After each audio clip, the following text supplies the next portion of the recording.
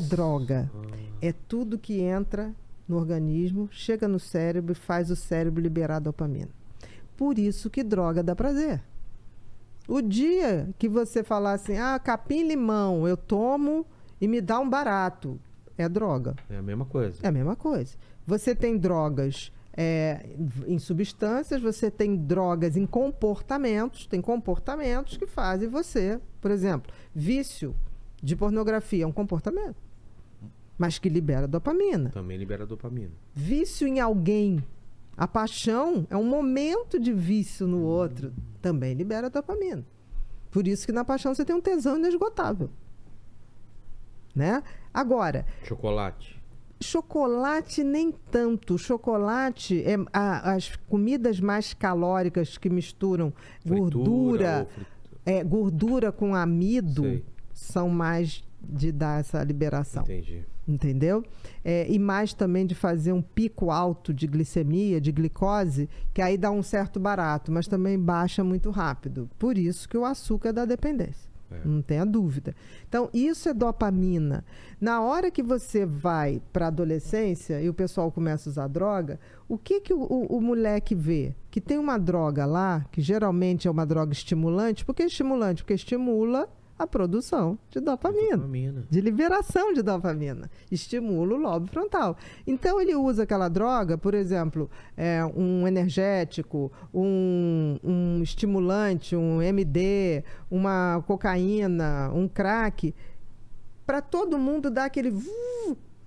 O hiperativo, ele olha o mundo e fala, caramba, é assim? Tá tudo fazendo sentido, é como se alinhasse. Nossa. E aí ele começa, eu vou ficar nesse troço aqui.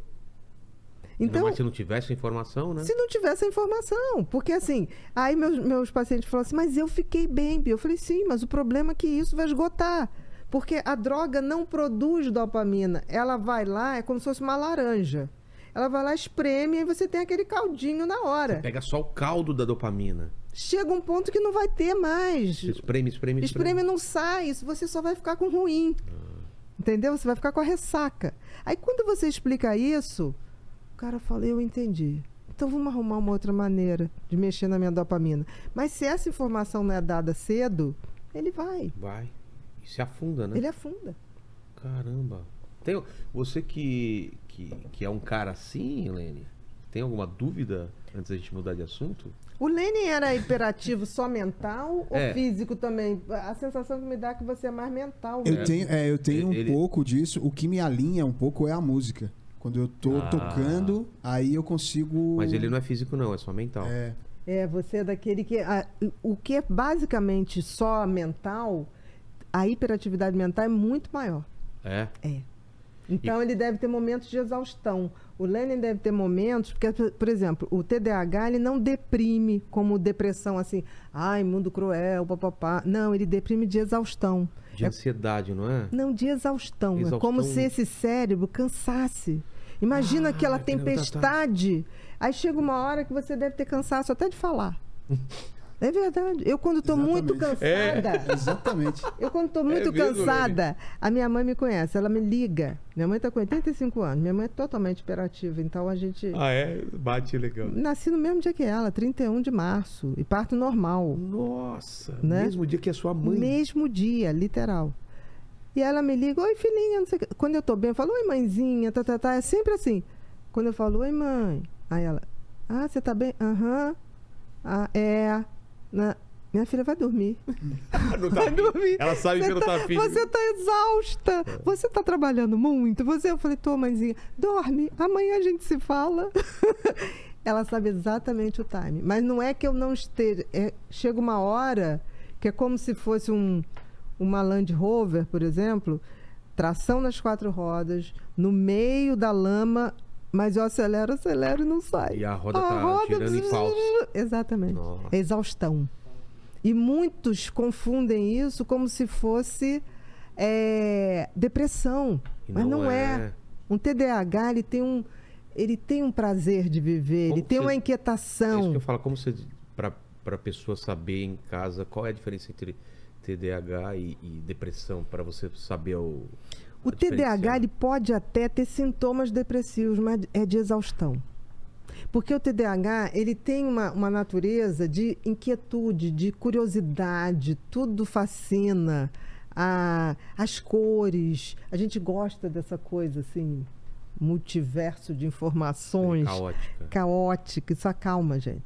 Né? Velocidade, por exemplo. Eu me lembro que quando eu era bebê, meu pai falava assim, você não... Estava muito agitado, eu dava uma voltinha de carro, na metade do caminho você já estava dormindo. Olha só. Porque tudo que é veloz, tudo que assemelha a velocidade do cérebro, acalma o cérebro. Por que você riu? Tem a ver também? Não, porque eu também, o meu pai era assim também. É? Pegava, botava dentro do carro, pequenininho, eu sempre fui muito... Inquieto. Aí botava dentro do carro, cara... Teu filho dorme quando vocês estão... Dorme, pô, tranquilaço. Entrou no carro, puf, dorme.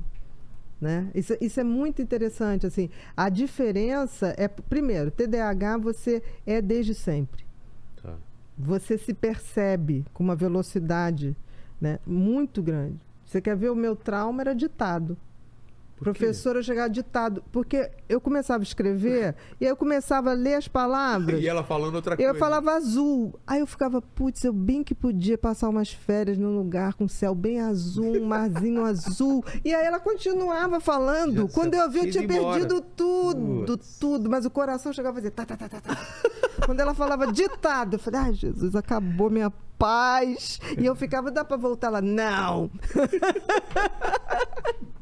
Até eu descobri que eu ia imaginando as coisas. Sim. Amarelo. Aí eu já pensava na capa da Batgirl. Amarelo, roxo, sabe? É bom aqueles jogos, né? Que a pessoa dá uma palavra, você tem que falar uma palavra que tem relacionada a tentar adivinhar, né? Pra gente isso é uma maravilha. Isso é uma maravilha, a gente lembra. Música, então, dá uma palavra. E aí vai. Acho que a gente acabou, né? Esse assunto, ou tem alguma coisa que você queira falar mais sobre isso? Tem alguma coisa aí? Né? Tem mais alguma dúvida? Pra mim foi. E o pessoal da live? Sobre isso? Tem só uma pergunta do Cássio, que ele fala aqui que se a maconha seria bom para o TDAH. Olha, em princípio, não. Porque, assim, a maconha ou o canabidiol, prefiro até o canabidiol, porque o canabidiol você tem o efeito ansiolítico sem o efeito do THC. Porque uma coisa que as pessoas não sabem, gente, agora que a gente está usando muito canabidiol para tratamento, o THC ele está na folha, né? De onde se faz a maconha. Certo. O canabidiol é tirado do caule. Ele é um óleozinho do caule daquela planta. E que tem um percentual de THC 0,3. É muito pouco. Não tem nenhum risco de uma pessoa ter risco de psicose e aquilo ser um gatilho, que é o grande problema. A maconha, ela funciona para o TDAH se ele for daquele hiperativo e não consegue, por ansiedade, dormir. Se ele tem a comorbidade da ansiedade. Tá. Aí sim, mas eu ainda acho que melhor que a maconha é o canabidiol. Por quê? Porque a maconha, o TDAH, ele tende a fazer tudo muito, né? Porque ele quer aquela dopamina daquele prazer. Então, se ele começa a fumar muita maconha, com o tempo ele pode ter aquela tal da síndrome motivacional, que foi o que o John Lennon teve com a Yoko Ono, que eles passaram aqueles meses fumando maconha. O que é a síndrome motivacional? Você entra no estado de tanto faz como tanto fez. E aí, muito bem pensado, alguém transformou no marketing de que eles estavam fazendo um protesto para a paz. Muito bom isso, hein, Lene? O marqueteiro que fez aquilo foi Genial. ótimo, que foi lá, ficou filmando aqueles dois, fumando baseado na cama, né? Letargia protestando. Total. Exatamente. E a síndrome motivacional cursa, sim, né? Com retardo de raciocínio, com baixa de criatividade. Porque, assim, o excesso de maconha é uma maravilha. O cara tem milhões de ideias, mas a ideia nunca se concretiza.